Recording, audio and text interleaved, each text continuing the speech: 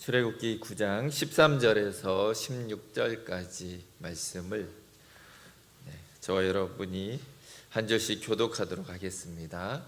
출애굽기 9장 13절에서 16절까지 한 절씩 교독하겠습니다. 13절입니다. 여호와께서 모세에게 이르시되 아침에 일찍이 일어나 바로 앞에 서서 그에게 이르기를 히브리 사람의 하나님 여호와의 말씀에 내 백성을 보내라. 그들이 나를 섬길 것이니라. 내가 이번에는 모든 재앙을 너와 내 신하와 내 백성에게 내려 온 천하에 나와 같은 자가 없음을 내가 알게 하리라. 내가 손을 펴서 돌림병으로 너와 내 백성을 쳤더라면 내가 세상에서 끊어졌을 것이나 내가 너를 세웠음은 나의 능력을 내게 보이고 내 이름을 온 천하에 전파하게 하려 하였음이니라. 아멘. 오늘은 히브리 사람의 하나님이라는 제목으로 한번 말씀을 나눠보도록 하겠습니다. 자, 살다 보면은 복음을 전해야 되는 그런 기회들이 종종 있습니다. 자, 우리가 전도한다 그러죠. 전도를 하는 것은 쉬운 일이 아닙니다. 지난주 목요일에 우리 선생님들과 또 우리 전도사님이 열심히 전도를 하셨습니다. 쉽지는 않습니다. 왜냐하면 그들이 거절하기 때문에 때로는 뭔가 나의 자존심에 뭔가 상처를 주는 것 같기도 하고 이렇기 때문에 전도는 언제나 우리에게 부담을 주고 좀 피하고 싶은 어떤 그런 거라고 얘기할 수 있습니다. 자, 근데 만일 학생들에게 전도를 할 때 예수님 믿으면 공부를 잘할 수 있다, 그리고 만일 그게 진짜라면 우리가 전도하는 게 쉽겠죠. 애들이 왜 교회를 안 오고 학원으로 굳이 갈 필요가 없지 않습니까? 예수님만 믿으면 공부도 잘하게 되면 좋은데, 자, 이런 경우가 많지 않다라는 거죠. 거의 다니엘 정도 있을까 말까 이런 상황이고, 저도 이제 중국에서 선교사로 있다 보니까 그런 얘기를 한 적이 있는 것 같아요.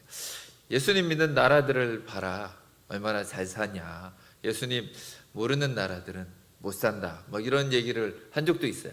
맞는 것처럼 들리죠. 틀렸습니다.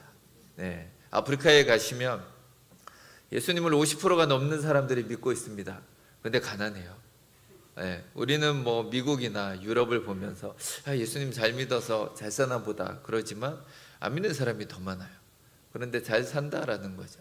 믿는 사람만 잘 살면 그렇게 전도해도 문제가 없지만, 그렇게 전도를 하는 것은 도리어 우리가 복음을 회방하고 있다라는 것을 기억해야 한다라는 것입니다. 오늘 9장 말씀도 이렇게 보시면은 1절과 13절에서 같은 표현이 반복이 되고 있습니다. 자, 그게 무엇이냐 하면, 자, 히브리 사람의 하나님 여호와라고, 하나님은 계속해서 자기를 소개하십니다. 이게 여기에만 나오는 것이 아니라 10장 3절에서도 동일한 말씀을 반복하고 있고 앞부분에서도 몇 번 더 반복을 합니다. 히브리 사람의 하나님 여호와라고 자기 자신을 소개하고 있다라는 것입니다. 이렇게 우리가 볼 때는 큰 의미가 없는 것 같지만 여러 번 반복해서 나오는 것은 중요하다라는 것입니다.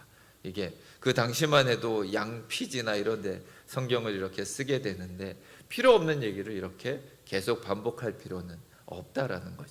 그만큼 중요하기 때문에 이 표현을 반복해서 기록하고 있는 것입니다.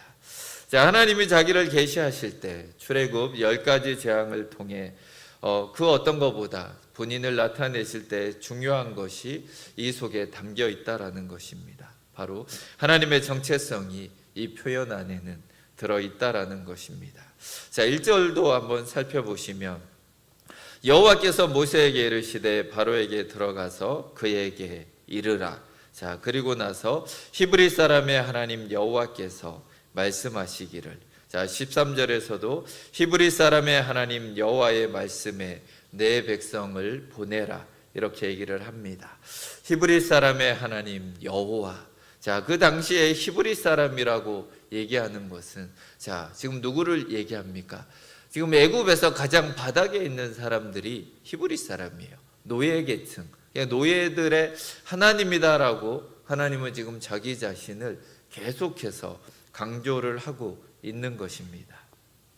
자, 지금 이 바로 왕은 죽음과 부활의 신인 오시리스의 아들, 그러니까 호르스의 현신인 태양신이라고 불리고, 또한 이집트를 다스리고 통치하는 신으로 여겨지는 사람이 바로 이 파라오라고 불리는 바로 왕입니다. 자, 그리고 그 밑에 수많은 층이 있는데 하필 가장 바닥인 계층, 히브리 노예의 신이 바로 나 여호와 하나님이다라고 본인을 소개하고 있다라는 것입니다. 자, 이거를 좀 더 우리가 이해하기 쉽게 하려면 학교 같은 경우에는 제일 약한 친구, 왕따 당하고 막 일진들한테 이렇게 괴롭힘 당하는 그 친구의 하나님이다라고 본인을 소개하고 있다라고 보시면 됩니다. 우리가 보면은 제일 약하고 제일 별 볼 일 없는 그런 사람들을 얘기하시면서 하나님은 내가 저 친구의 하나님이다, 이렇게 자기소개를 하고 있는 것입니다. 사실 굉장히 중요한 역설입니다. 신약에서도 바울이 이렇게 하나님의 복음을 소개합니다. 고린도전서 1장 21절을 보시면 하나님의 지혜에 있어서는 이 세상이 자기 지혜로 하나님을 알지 못하므로 하나님께서 전도에 미련한 것으로 믿는 자들을 구원하시기를 기뻐하셨도다. 자, 여기 기뻐하셨다라는 표현은 결단하셨다, 계획하셨다, 작정하셨다, 이렇게도 번역이 가능합니다. 자, 무엇으로? 전도에 미련한 것이라고 얘기를 합니다. 자, 그러니까 이 전도라는 단어가 우리가 밖에 나가서 하는 그런 전도의 방식을 얘기하는 것이 아니라 원문으로 보시면 캐리그마라고 표현이 됩니다. 자, 다시 얘기하면 선포라는 뜻이에요. 선포. 자, 그러니까 복음의 내용이라는 그런 뜻을 담고 있습니다. 정확히 번역을 하면 하나님께서 미련한 내용을 담은 선포로 사람들을 구원하시기를 계획하셨다, 이렇게 보는 게 더 정확합니다. 기뻐하셨다, 작정하셨다, 이렇게 볼 수가 있습니다. 자, 미련한 내용을 담은 캐리그마, 미련한 내용을 담은 선포. 자, 이 미련한 내용은 그럼 무엇일까요? 22절을 보시면은 유대인은 표적을 구하고 헬라인은 언제나 지혜를 찾습니다. 자, 사람들은 무엇을 원하냐? 강한 거, 힘 있는 거, 뭔가 세련되고 화려한 거, 이런 거를 원한다라는 것입니다.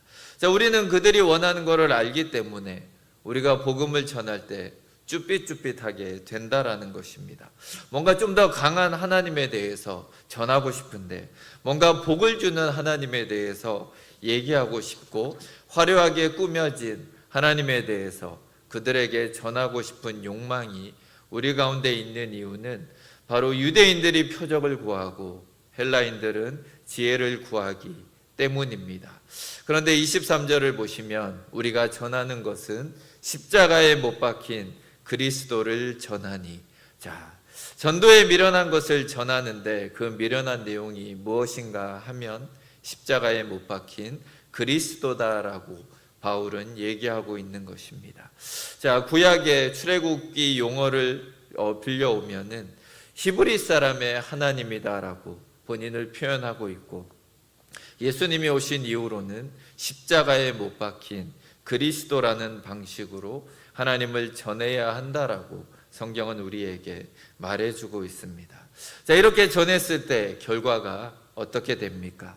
자, 이 십자가에 못 박힌 그리스도는 유대인들에게는 뭐가 됩니까? 거리끼는 거, 혐오스러운 거, 받아들일 수 없는 거, 이런 존재가 됩니다. 이방인들에게는 미련한 거, 어리석은 거, 뭐야 이런 거를 믿으라고 나에게 얘기하고 있니? 이렇게 물어볼 수밖에 없는 그런 내용이다라고 얘기를 하는 것입니다. 자, 그럼 하나님은 왜 이렇게 자기를 소개하실까요? 자, 신 위의 신, 오시리스보다 더 위에 있는 태양신보다 더 높은 신이 바로 나다, 이렇게 얼마든지 하나님은 본인을 소개하실 수가 있습니다. 내가 바로 천지를 창조한 그 신이다라고 자기를 얘기할 수가 있다라는 것입니다. 자, 그런데 십자가에 못 박힌 예수로 자기를 표현하십니다.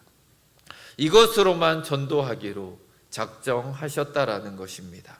차라리 권능의 하나님이라고, 능력의 예수라고 우리에게 전하라고 하시면 아마 우리가 전도하기가 훨씬 쉬울 것입니다.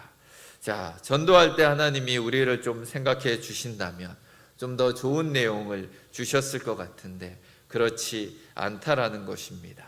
자, 그래서 강팍한 영혼들에게 우리가 전도할 때 좀 이기고 싶은데, 좀 믿게 하고 싶은데, 좀 설득을 하고 싶은데, 근데 아무리 해도 안 되면 어떻게 하십니까? 결국 마지막에는 협박을 합니다. 너 이러다가 죽으면 지옥 간다. 이렇게 이제 협박으로 때로는 마치기도 한다라는 것입니다. 자, 그러나 우리가 우리의 입장에서는 왜 이 내용만 주셨을까? 이런 생각을 하지만 하나님은 왜 이렇게 본인을 표현하시는지 생각해 볼 필요가 있습니다.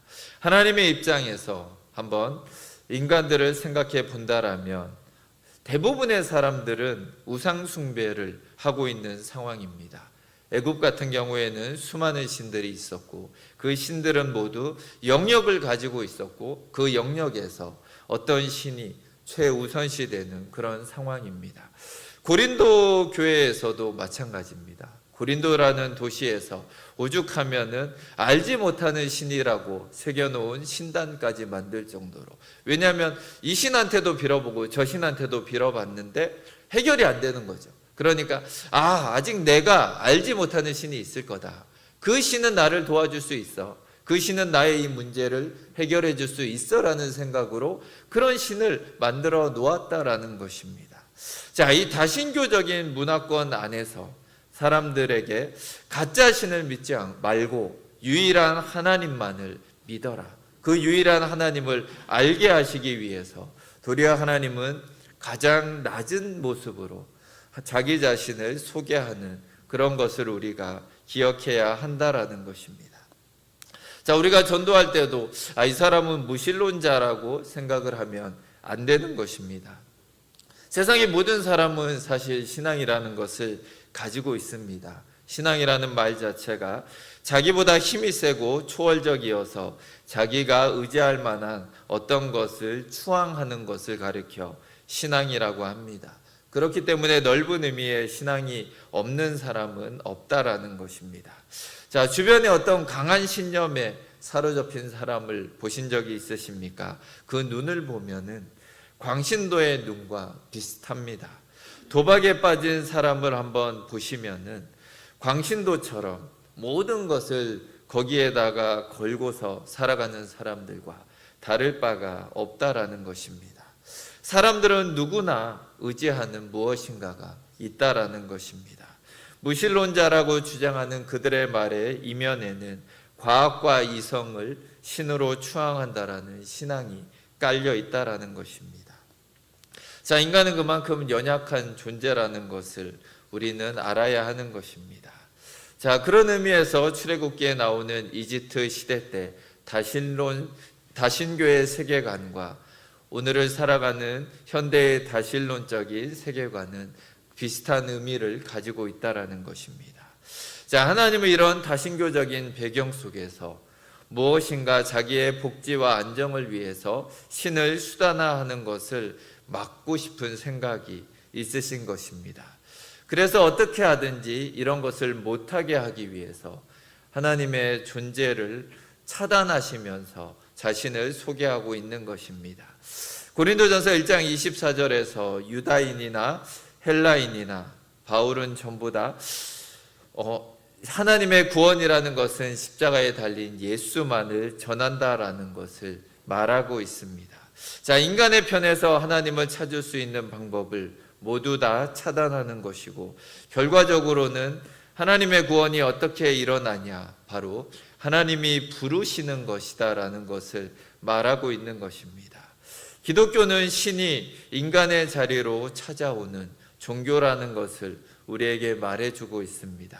하나님은 절대자로서 왕이신 하나님으로서 유일한 창조주로서 인간들이 자기를 수단화시키고 또한 자기를 이용하는 것을 거부하심으로 복음의 시작을 말씀하고 계시다라는 것입니다.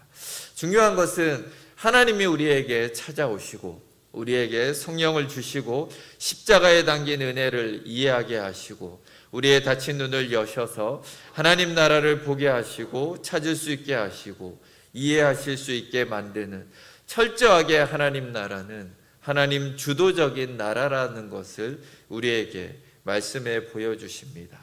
그래서 중요한 것은 하나님이 나를 부르셨다라는 것입니다. 내가 하나님께 나아간 것이 아니라 하나님이 나를 찾아오셨고 나를 불러주셨다라는 것입니다.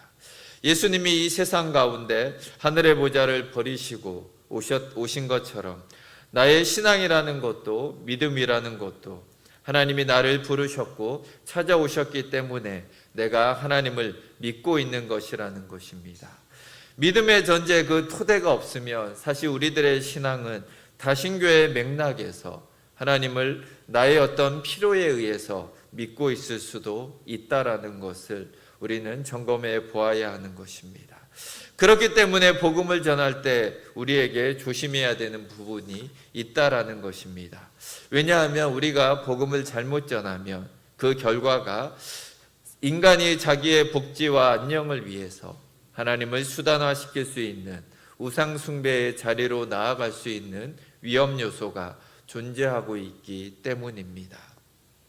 고린도전서 1장 29절은 이렇게 말을 합니다. 이는 아무 육체도 하나님 앞에서 자랑하지 못하게 하려 하심이라.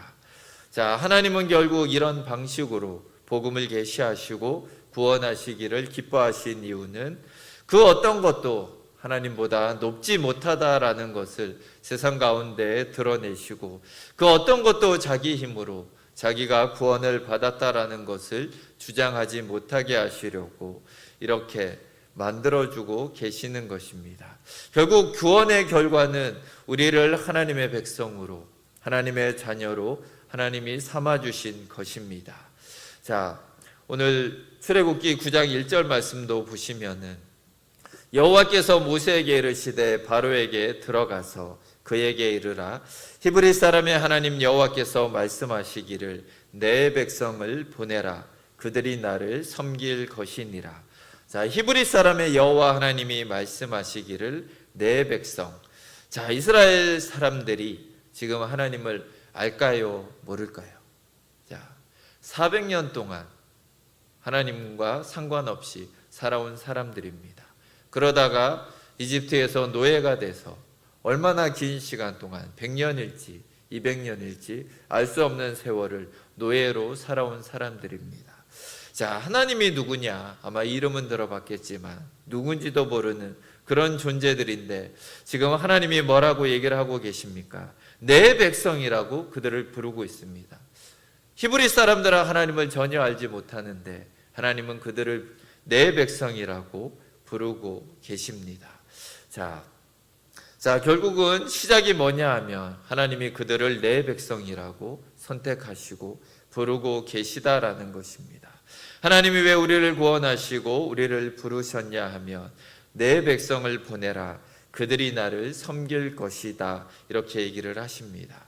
하나님이 우리를 부르신 목적은 우리가 하나님을 수단화시키고 우리의 필요를 따라서 우리의 안녕과 복지를 위해서 하나님을 이용하는 것이 아니라 오로지 하나님만을 예배하도록 하기 위해서 하나님은 우리를 부르신 것입니다. 그리고 나서 이들을 광야로 데리고 가십니다. 그러면서 이집트 왕이 들을 때는 너무나 이상하죠. 하나님을 소개하면서 히브리 노예들의 하나님이라고 자기를 소개하고 또한 자기가 이 백성을 데리고 광야로 갈 것이다. 광야로 간다 얘기를 합니다. 결국은 이 바로 왕의 입장에선 이 하나님은 광야의 신인가 보다. 이 백성을 데리고 광야로 가겠다는데 근데 광야에는 아무것도 없다라는 것입니다. 뱀과 정갈밖에 없는데 뭐 사람들이 그렇게 흠모할 만한 것이 아무것도 없는데 왜 굳이 광야로 가겠다라고 저 신은 저렇게 반복해서 말을 할까? 더욱더 의아하게 만든다라는 것입니다. 신이라는 것은 결국은 뭔가 내가 도움을 받을 수 있고 나에게 도움을 주는 대상인데 광야에는 아무것도 없다라는 것입니다.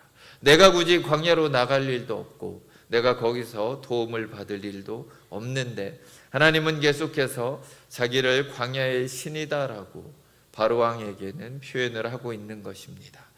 광야에는 아무것도 없습니다. 오로지 하나님만이 그곳에 존재하기 때문입니다. 이스라엘 백성들에게 이제는 하나님밖에 예배할 대상이 없다라는 것을 배울 수 있는 가장 좋은 곳이 광야라는 곳입니다. 그래서 바로는 내 백성을 보내라는 하나님의 말씀을 더욱더 순종할 수가 없는 것입니다. 왜냐하면 바로의 머리 안에는 신들은 결국은 힘을 가지고 있고 또한 높은 신이 있고 낮은 신이 있는데 자기가 가장 높은 신이라고 생각하고 있는데 가장 밑바닥에 있는 히브리인의 신이 와서 자기 백성을 내놓으라고 하는 얘기를 들어줄 수가 없고 믿을 수가 없는 것입니다. 그런데 계속해서 하나님은 강한 권능으로 바로왕을 때립니다. 그러자 27절을 보시면 바로가 사람을 보내어 모세와 아론을 불러 그들에게 이르되 이번은 내가 범죄하였다. 자기가 잘못한 것을 인정하는 모습을 보입니다. 하나님이 우박을 내리고 재앙을 때리고 하니까 바로가 잘못을 인정하고 우리말로 하면 회개를 하는 것처럼 보인다라는 것입니다. 내가 범죄했다. 여호와는 의로우시고 나와 내 백성은 악하다. 또한 여호와께 구하는 중보기도까지 요청하는 것을 보게 됩니다. 그런데 중요한 것은 바로왕은 순종할 수는 없다라는 것입니다. 순종하고 그 말을 들어주는 순간, 그 신을 믿는 순간 어떻게 되냐 하면 히브리 사람의 신이 결국은 나도 히브리 사람과 같은 위치로 내려갈 수밖에 없다라는 것입니다. 내가 지금 피라미드의 가장 꼭대기를 차지하고 있었는데 내가 히브리인들의 하나님을 믿으면 내가 가장 밑바닥인 그 노예들의 위치로 내려가야 하는 것입니다. 결국은 회개라는 것이 무엇이냐 하면 구원이라는 것이 또한 믿음이라는 것이 무엇이냐 하면 단순히 내가 잘못했다, 내가 악하다 이렇게 고백하는 것이 아니다라는 것입니다. 회개는 입술의 고백이 아닙니다. 진정한 회개와 믿음은 하나님의 백성이 되는 것은 무엇이냐 하면 높은 자리를 버리고 예수님보다 더 낮은 자리로 들어가는 것입니다. 십자가에 못 박힌 예수님보다 더 낮은 자리로 내가 들어가는 것이 바로 회개고 믿음입니다.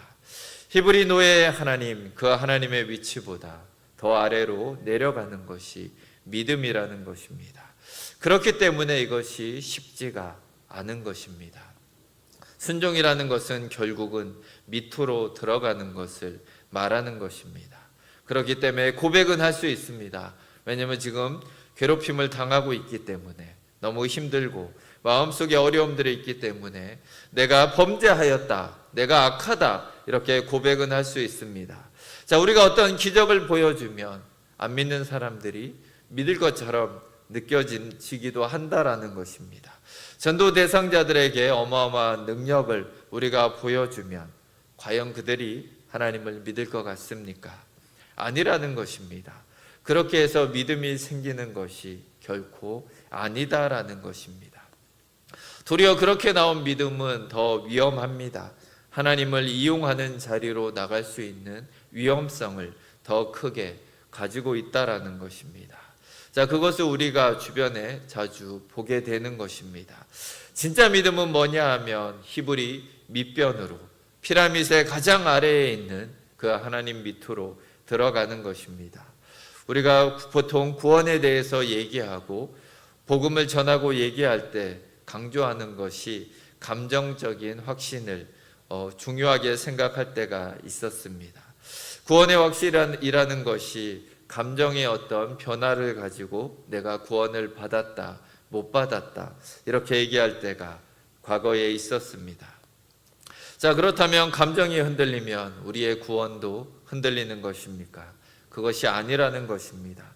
결국 믿음이라는 것은 흔들리는 감정을 붙드는 것이 믿음이 아니라 하나님이 우리를 부르셨다, 그거를 믿는 것이 진정한 믿음입니다. 하나님을 믿는 게 믿음이지 감정을 믿는 게 믿음이 아니다라는 것입니다. 그리고 또한 중요한 것은 버리는 것입니다. 또한 내려놓는 것이 중요한 것입니다. 자, 이것의 시작은 하나님이 먼저 하셨습니다. 전능하신 권능의 이름을 버리시고 히브리 노예의 하나님이라고 자기를 소개하고 계십니다. 예수님도 하늘 보좌를 버리시고 십자가에 달리셔서 자신을 낮추셨다라는 것을 빌립보서도 얘기를 합니다. 근본 하나님의 본체시나 자신을 비워서 종의 형체로 만들어 이 땅에 오셨다라는 것을 우리에게 보여주십니다. 우리에게 이렇게 접근을 하시고 또한 복음을 이렇게 시작하라고 우리에게 말씀을 하십니다. 우리에게 믿음이 발생하고 구원받은 백성이라는 것을 우리가 받아들이기 위해서는 제일 먼저 일어나야 하는 회개가 바로 우리의 자리를 내려놓는 것입니다. 우리의 위치를 버리는 것이 진정한 구원이라는 것입니다. 애굽왕 바로가 끝까지 10가지 재앙을 맞으면서도 버리지 못했던 것입니다. 그가 예수님을 하나님을 믿을 수 없었던 것이 자기가 가진 위치를 내려놓을 수가 없었기 때문입니다. 피라미드의 가장 꼭대기에 있었던 그 자리를, 그 위치를 그는 버릴 수가 없었던 것입니다. 고린도전서 1장 29절은 얘기합니다. 이는 아무 육체도 하나님 앞에서 자랑하지 못하게 하려 하심이라. 그래서 자랑하지 못하게 하려 하심이라라고 얘기를 했듯이 자기의 자랑스러운 이름과 자랑스러운 자리, 자기가 붙들고 있던 하나님 외에 다른 의지했던 그 모든 것들을 버릴 때 결국 구원의 가능성이 열리기 시작하는 것입니다. 결국 회심이라는 것은 우리가 원하는 세상적인 욕망과 욕심을 내려놓고 십자가에 달리신 예수님의 자녀, 히브리 하나님의 자녀라는 이름으로 우리의 정체성을 가지는 것, 바로 이것이 회심의 결과라고 우리에게 얘기해 주고 있습니다. 자, 먼저 우리를 찾아와 주시고 불러주시고 구원해 주신 예수님께 감사드리며 하나님 안에서 오직 하나님만 예배하고 경배하는 동작중앙교회 성도님들이 되시길 주의 이름으로 축원드립니다. 함께 기도하시겠습니다. 하나님 아버지 감사합니다. 하늘 보좌 버리시고 이 땅 위에 인간의 모습으로 오셔서 십자가에 못 박혀 돌아가시기까지 순종하시고 부활하셔서 우리를 하나님의 자녀로 삼아 주심을 감사드립니다. 우리는 자꾸만 세상적인 방법으로 예수님을 전하고 싶어 합니다. 뭔가 세상 사람들이 귀 기울일 만한 것으로 그들에게 다가가고 싶은 유혹이 우리 안에 있음을 고백합니다. 하지만 하나님은 전도에 미련한 것으로 히브리 노예의 하나님으로 십자가에 못 박힌 예수님으로 자기 자신을 세상에 알리기를 원하십니다. 그렇게 나아갈 때 도리어 하나님이 그들을 불러주시고 그들의 마음을 열어주시고 그들을 구원하여 주심으로 그들이 우리가 믿는 하나님이 전능하신 하나님이고 정말 모든 것을 할 수 있는 분이심을 믿을 수 있는 믿음에 나아가게 하심을 감사드립니다. 우리가 이 믿음을 가지고 우리의 자리에서 내려가게 하시며 가장 낮은 자리에서 하나님만 섬기며 하나님만 예배하는 모든 성도님들이 되게 하여 주시옵소서. 감사드리며 주 예수 그리스도 이름으로 기도드립니다. 아멘.